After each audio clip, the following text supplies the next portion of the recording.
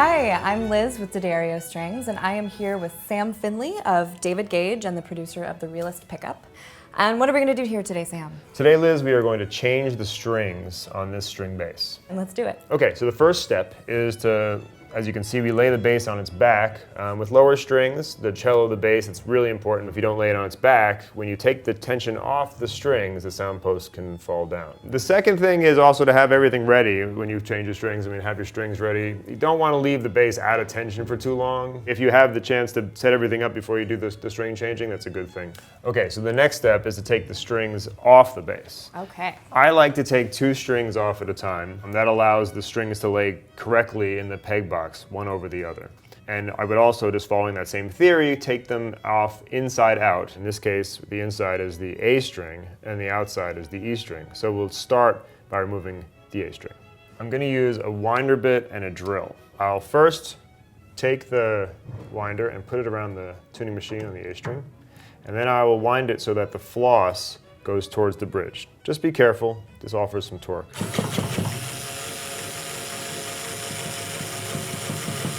Once the string is loosened enough, you want to get into the peg box. Okay. And you want to pull out the string that'll be hooked on the winder. Ah. See? Yep. And then you can just pull the string out.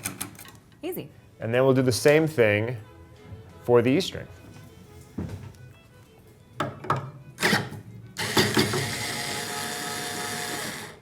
So now that we have the strings loosened up, we'll just go down to this end here, and we're gonna take the ball ends out. And when you pull them out, make sure that, when you pull these things through, it's gonna wanna try to scratch your top, so make sure that you have, a hand there. I like to kind of pull and push at the same time. It allows it so that not to scratch the top at all. And then we do the same thing to the A string. Feed it into your hand and push it through. So now we're going to just put on new strings. Okay. We're going to put D'Addario Kaplan strings on this bass. And D'Addario has this great color code system, so you know which string you're working with. At the end of this string, the green indicates that this is an E string, and the black that it's an A string. So if you're going to use felts, now is the time to do it. And what a felt does is it just prevents vibration. It softens up the ball end on the other side of the tailpiece. Instead of doing inside out, going back, we're going to do outside in. And this way we have free and clear access to that peg as we come in, and it makes it just lay more easily. And then you're doing it the opposite as you would do. You feed it in and push and pull, keeping an eye on the ball end while you do it so that you don't scratch the top of the bass. And then we'll just do the same thing with the A string really quickly. Sounds good.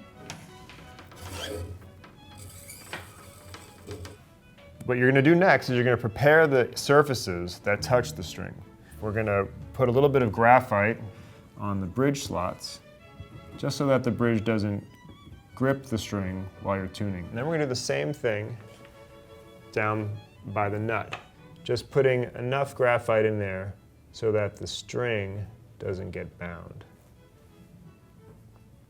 So then we're just going to take this E string, again working outside in, and we're going to bring it down here, and we're going to feed it through this little eyelet, little hole in the middle of the spindle on the tuning machine. And we're going to grab our winder, and we're going to tighten it up just a little bit.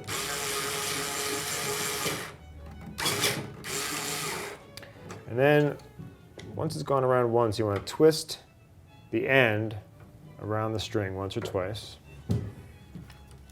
and then wind it up, making sure you want to make sure you keep all of the strings in a line, this nice straight line. And when you're getting down to the end, you want to make sure that you keep tension on it and that the ball end of the string is flat up against the bottom of that tailpiece, and obviously that the string is in the bridge slot. Right there. Right. Okay.